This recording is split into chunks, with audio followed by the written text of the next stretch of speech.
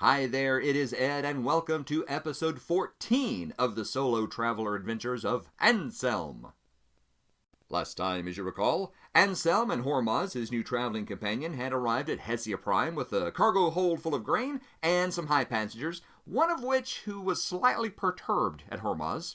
Let's say Hormaz probably has not gotten his Steward 1 skill just as yet. Anyway, after allowing the passengers to disembark and selling the grain, Anselm was able to get a lead on some other cargo going to the planet Uniri. But since Anselm had come to the Hesia Prime planet to get information about traveling to the planet Endoria from the local scout base, he decided to put that cargo offer on hold. He had also found a patron, but we rolled that the patron was a scout, and I said we'd learned exactly what that patron wanted of Anselm once he arrived at the scout base. So there we are. And that is where we rejoin Anselm. Last time was just a little bit of procedural rolling using the procedural of what happens when you come into a planet using the Traveler book. So from there, we're going to go on. I'm going to call that an entire scene for purposes of Mythic, though. So that means I do need to update the lists and the characters and our Chaos Factor. Chaos Factor is going to stay to 5. I feel like that nothing was really out of control. And again, like I said before, don't want to drop it too low, so I'm going to keep it at 5 right now. Any characters? I don't think necessarily that the Professor guy is going to be a character, and I don't think we have any other threads other than the ones we have so far. So we still have Find Dad, While the Space Rocks Around Tachalon, Find the Contraband, which is the mind control device on the first planet of that planet. I forgot the name of that planet. Anyway, Zorasia. That was the name of the planet, the first planet of you know what I'm saying. The first planet in the system of Zorasia. That is where the mind control device is located. And, of course, why is there life in that ravine? Something, again, like I've said before, Anselm as a scout is dying to find out. Which may be a bit difficult since he is banned from the Zorasian system. Ooh. Anyway. Enough of that. So nothing new. We're going to continue on. So our expected scene, using the Mythic rules, is that Anselm and Hormaz will, after doing their few things on the Hesia Prime orbital starport, they do load back in the ISS Raven, and they do head out to the scout base. And as I said last time, the scout base is actually on a moon located near Hesia Prime, so they do head that way. But what I'm going to roll first, with our Chaos Factor of 5, is do we have a change in this scene? So if we roll a 5 or less, then yes, we do have a change to the scene. What do we get? And that is an 8, so no, we do not have a change. The scene continues on much as we expected. So Anselm and Hormaz do take off in the Raven. They do travel to the moon. Doesn't take a very long time to get there. They do radio in that they are coming in for landing at the scout base. This is where Anselm actually was decommissioned. We get out of the scout service, so he probably still has a lot of people that he knows. Probably some friends, and they definitely know of the ISS Raven. So there is no problem him getting a landing clearance, getting a docking bay, and landing and coming in. He does come out of the ISS Raven. Real quick, and something I haven't done, let me come up with some information about who is in charge of this particular scout base, because that could, give us some information about what this patron mission might be. And I'm going to use the ever popular Une for that. If you have seen me use Une in the past, you remember that when you roll up an NPC, you kind of roll up who they are, a descriptor, and a little bit about what is their motivation. So that is what I'm going to do for the base commander. First of all, we roll up using percentile dice, an NPC modifier. So what do we have first? We have a dice that did not get into the dice tray. Let's try that. All right, 98. That is a dependable, and that's kind of what you want out of your base commanders, isn't it? You want them to be dependable. Let me make a note of this. Scout base commander is a dependable. Now, obviously, he's a scout, goes to reason, but what else is he? He is a dependable 78. And that is a scientist. All right, so he is very much a scientist scout. Makes a lot of sense. So he's a dependable scientist. And what is this person's motivation? Again, a couple of D100 rolls, or percentile dice, as we used to say in the old days, kids. All right. One of these days on one of my episodes, remind me, and I'll teach you the right way to read the D100. But today's not that day. Anyway, all right, so this is 25. 25 motivation is to fulfill. Okay. Gives me an idea of who might be giving him this patron job. To fulfill, what is he trying to fulfill? 29. Fulfill academia. And that makes sense. Fulfill academia. All right, so this person... Oh, let's go ahead and decide a couple of more things. I'm going to roll, is this person male or female? 1 to 3 is female. It is a female. And let's find this female's name. I'm going to go to the D66 compendium and look up character NPC names. It's going to be some Volani female name. Once again, using D6 and the, let's see this way. The purple dice is going to be my first reading on the D6. So what do we have? That is going to be a 41. That is, let me look here. That is Jaya. All right. That is Jaya. And I think they have surnames. So let's find Volani's surname. Volani's surname again, purple, being our first die. A 35 is going to be, Cavalon. Jaya Cavalon. And just one more little piece of information. Let's find out what is her feeling towards Anselm.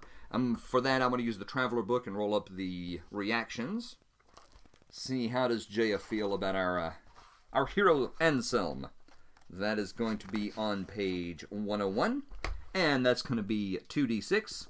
This time I'm going to use the green and the red dice.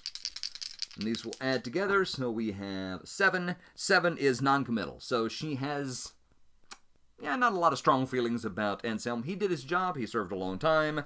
Exactly what she would expect him to do. Since she is a dependable science, I think dependable is very important there. And since she wants to fulfill academia, I see her as very much more of the trying to expand. What am I trying to say? She's not in it for the adventure.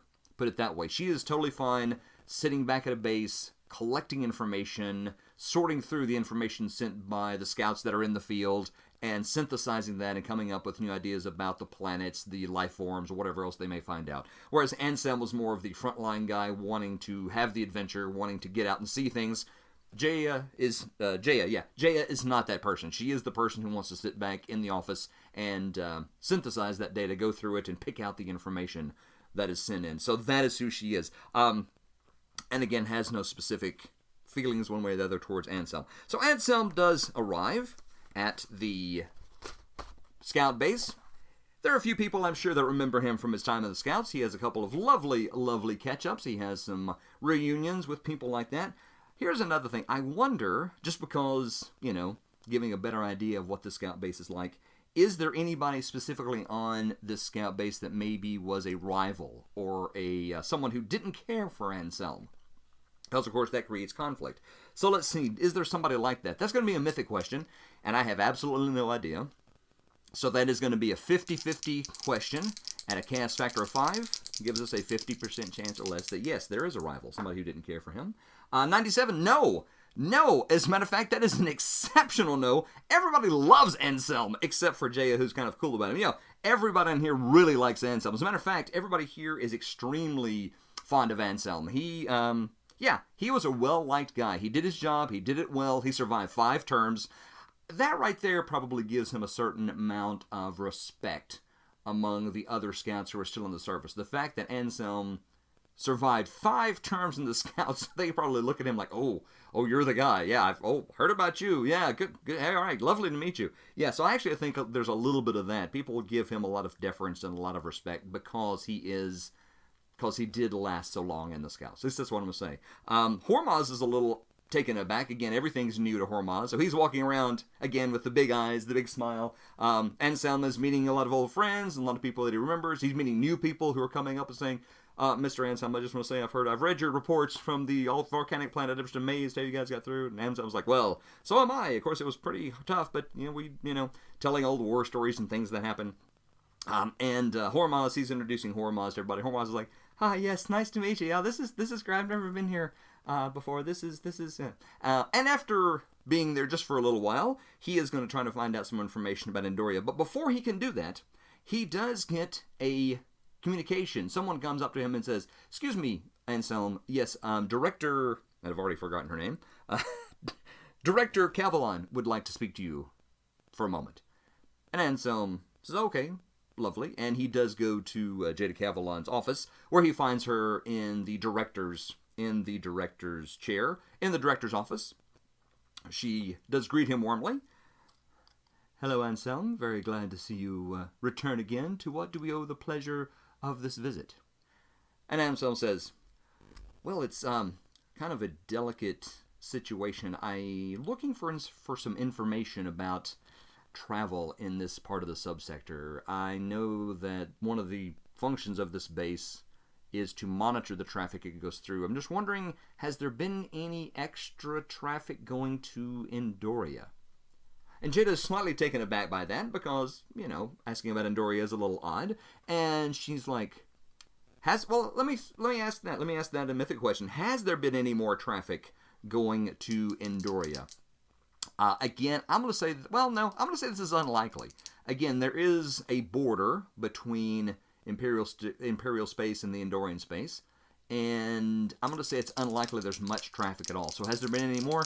I'm going to say it's unlikely. So 35% chance or less that yes, it has. And a 50, no. So about the same, which again is very limited. There's very limited traffic. Now I wonder if that means that they have better records because they don't have to keep up with so much traffic.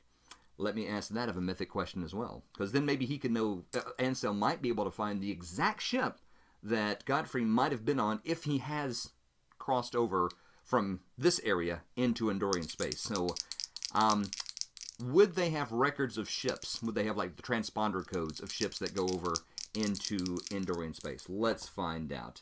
I didn't give you the odds on that. I was saying 50-50 in my brain. That is a 55, so that is no, they do not have transponder codes. So anyway, she says, "Well, Anselm, as you know, we are not actually allowed to keep records," because that makes sense. We don't keep actual records for a long period of time. I'm going to say what happens is they sort of note them as they go across, but they're not allowed to maintain the records. Something like that, privacy policy. So she does say, yeah, we are not able to keep those records for any length of time, so once we do mark that they are safely into Andorian space, we do purge all those. And Anselm says, yeah, I know that. I am considering going into Andorian space myself. And Jay is a little taken aback, and she's like, really? That seems like that might not be a really smart idea, Anselm. Can you tell me why? Is Anselm going to tell her why? Again, they're not good close friends.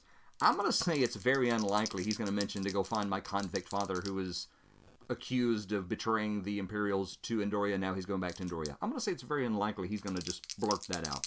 So let's see. Does he blurt that out? Yes. Yes, he does.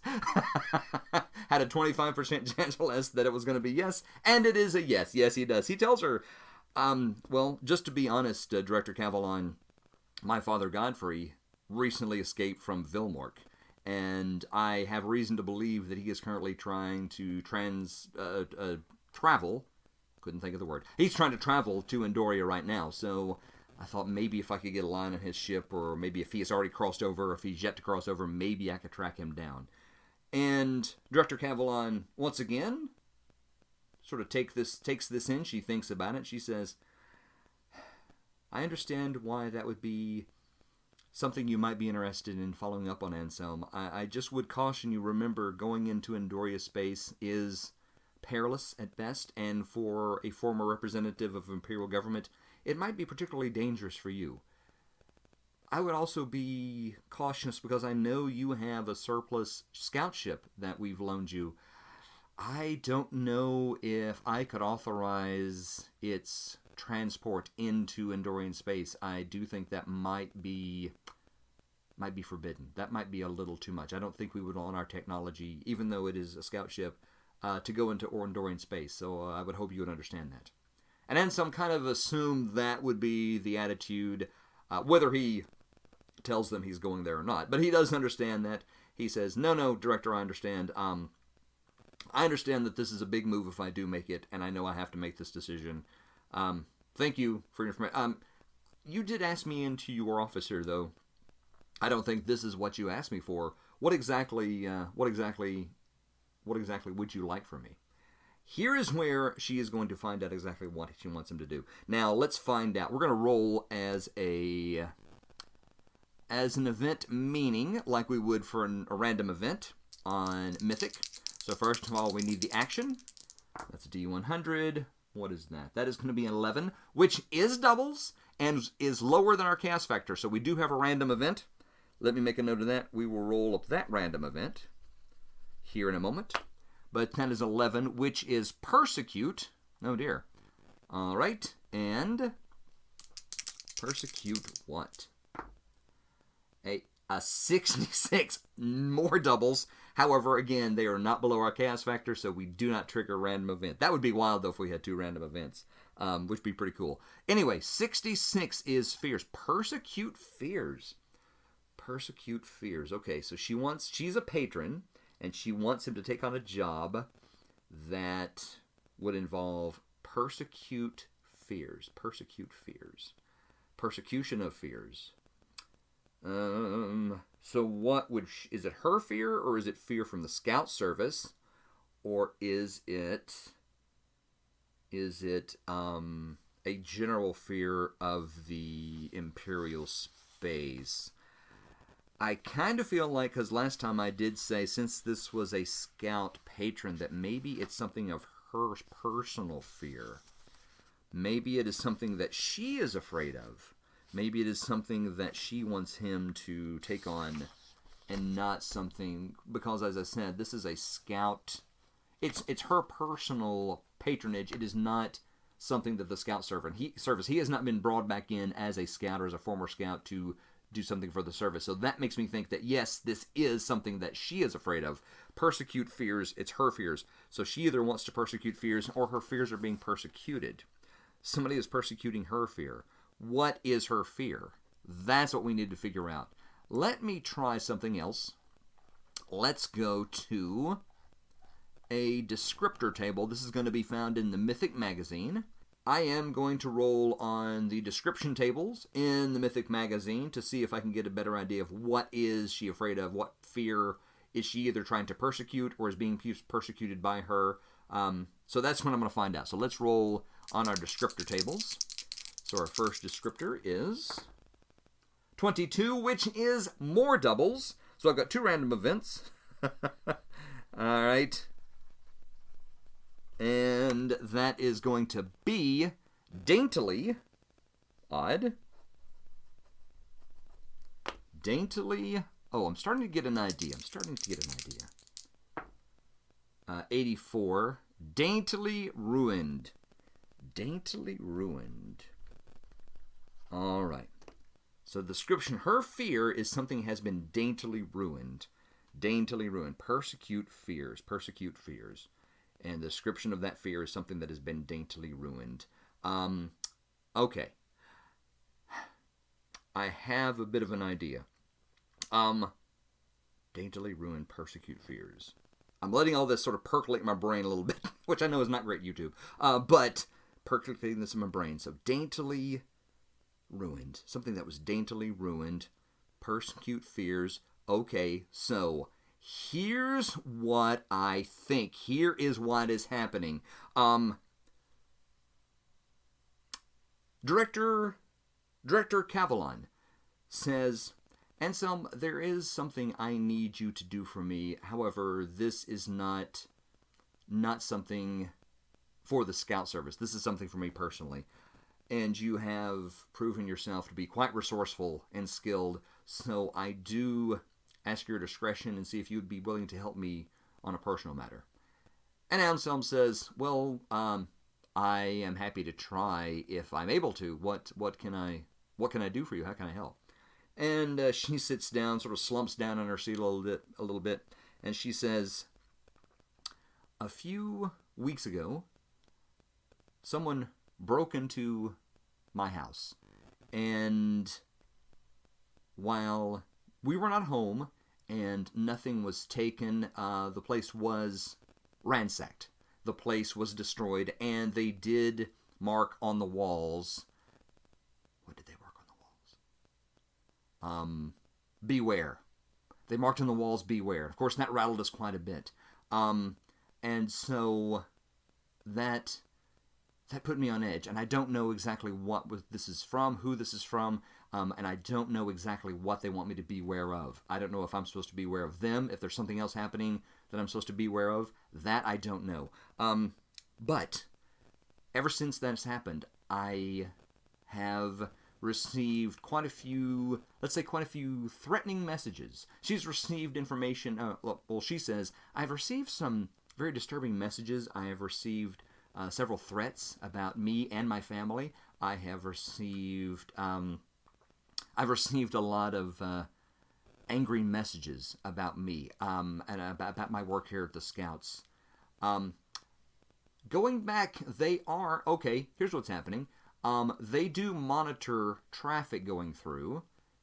We also know that there is a strong pirate presence in this sort of corner of the subsector. We also know that the Imperials were moving prisoners. That was a random little piece of information that Anselm found out later on.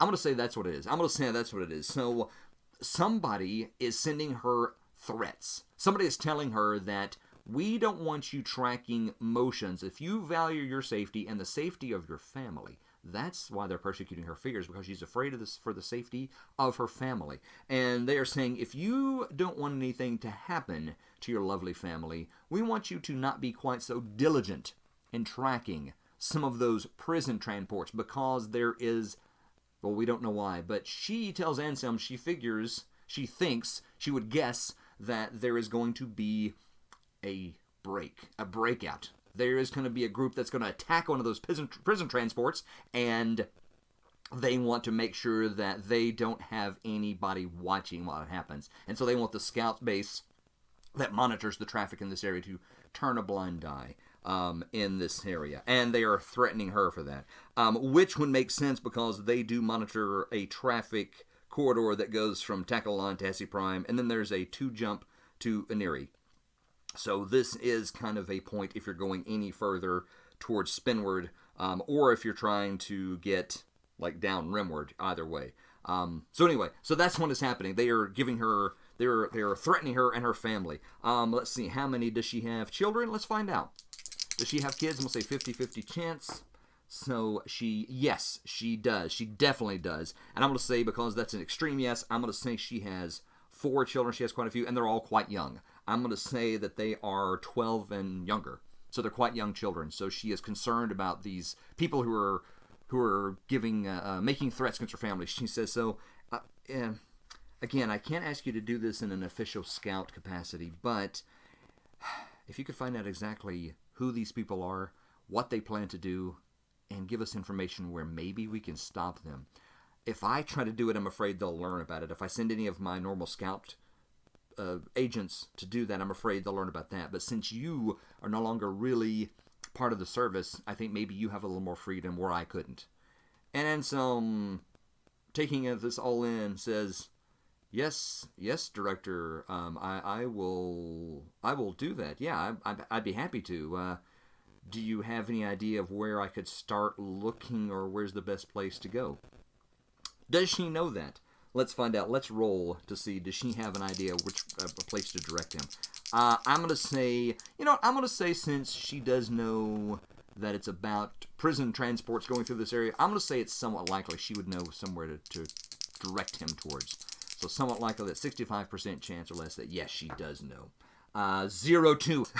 Yes, she definitely knows where it's coming from. I'm going to say it's actually coming from the planet's surface, because since we are dealing with such large distances, and because it takes a while to get information, yeah, you would need to, it would have to come from somewhere close, and it's probably from the actual planet of Hesia Prime. So she says, definitely check out the planet. ask around, see if there's anybody there who can help you, because I feel like it's coming from somebody. There's somebody on the planet who is actually doing that. Anselm says, yes, I will definitely see what I can do.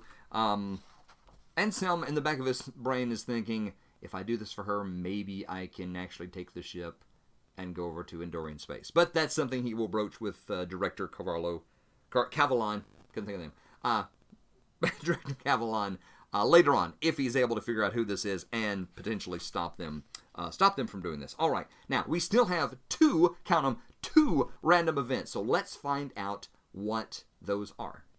So our first random event of the two that we have is going to be, first of all, we do roll for the event focus. That is a 75, and that is PC positive. Thank you. All right, PC positive. Something good is going to happen for Anselm. What is the meaning of this PC positive? All right, yeah, that's going to be an 80. It is trust. Okay, so that's good. And it is... Oops, let me try that again. I can't see that because of the glare. Let me move it out there. 71, all right. Trust a representative, a PC positive. Okay. Trust of a representative. And it's a random event. Something that's positive for him. Would it make sense that she is trusting him, that he's taking on this? I'm going to say it is. This is the first thing that pops in my brain. So yes, since he has taken on this job for Jaya Cavallon, she is going to trust him. So yes, that means that maybe she is more likely to let him take the ISS Raven when he does cross over into Endorian space. So I'm going to say that's what that random event means. And then we have a second random event. So let's find out what is that focus. Let's find out. We go to 45. That is move toward a thread. All right. Which of our threads are we going to move towards? We do have potentially the one we just did, but we still have Find Dad, Rocks Around Tachalon, Contraband, Wives of Life and Ravine, and Train Hormaz. So which is that we have? 1, 2, 3, 4, 5. Let's roll a d10. And basically, 1 and 2 is 1, like that. That's how we're going to do this. So, which of our threads we're going to move towards? 3. That is going to be, why are there rocks around Tachalon? Something we encountered a long time ago, and we don't know why. So it's moving towards that thread. And once again, let's roll our action and our subject. Our action is 99, which is a really awful Don Adams impersonation. You're welcome. Is to oppress. Okay. Oppress. Moving towards a thread, and we're going to oppress 100. Oppress information. Oppress information, which I think we could definitely say would be suppress information. And why are there rocks around Tachalon? Moving towards the thought about that. We did say that they appeared. We didn't know why. And yeah. Suppress information and why are there rocks around Tachalon. So we're moving towards that thread. Figuring out why. Okay. And it appeared, and they weren't sure why. Tachalon is near Hesia Prime. And Tachalon, like I said, the rocks appeared. Now there is Zorasia, which is next to Tachalon. I'll put up the map around somewhere here. Maybe you can see this as I'm talking about it. But there is Zorasia. There's Tachalon, which is where we found the rocks that Anselm inadvertently flew into. And then right now we're at Hesia Prime, which is just the next system over. And I kind of feel like what that means is that's going to mean that something has happened to those rocks, which brings them back into importance for the adventure. And I kind of feel like that means that they are on the move. I kind of feel like there are reports, and this would be something that a scout base would definitely get. Yeah, there are reports from these rocks now are starting to move. They were around Tachalon. They were creating a little bit of a travel hazard, and now they are moving towards Hesia Prime. Okay, that is something that Anselm, so as he leaves Director Cavalon, and as he is thinking about, gosh, where can I find out? I need to find out more information about who might be threatening the director's family. He is going to hear a alert, a bulletin, something that comes through from other scouts, from the X-boats that are going through, because this would definitely be a place where the X-boats would go through. That the Tachalon rocks are on the move. They are moving.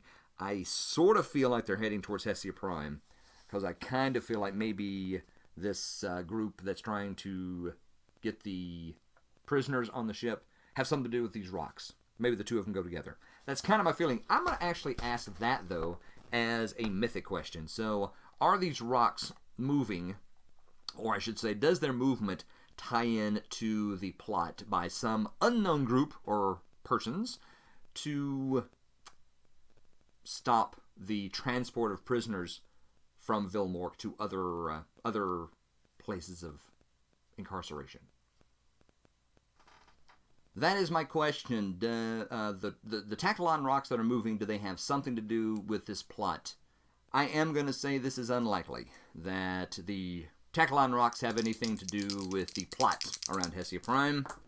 And what is that? That's an 86? No. So it has nothing to do with it. It's not an extreme low. No. No. Is it? It is an extreme. Yeah, definitely nothing to do. I'm just going to say it's a no. Definitely has nothing to do with the plot taking place right now. So they are on the move. Where are they moving to? We have 6 hexes, so I'm going to roll a d6. I'm going to roll the Star Wars dice, and I'm going to start directly at 12 o'clock, go around a clock face clockwise, and see which way they're heading.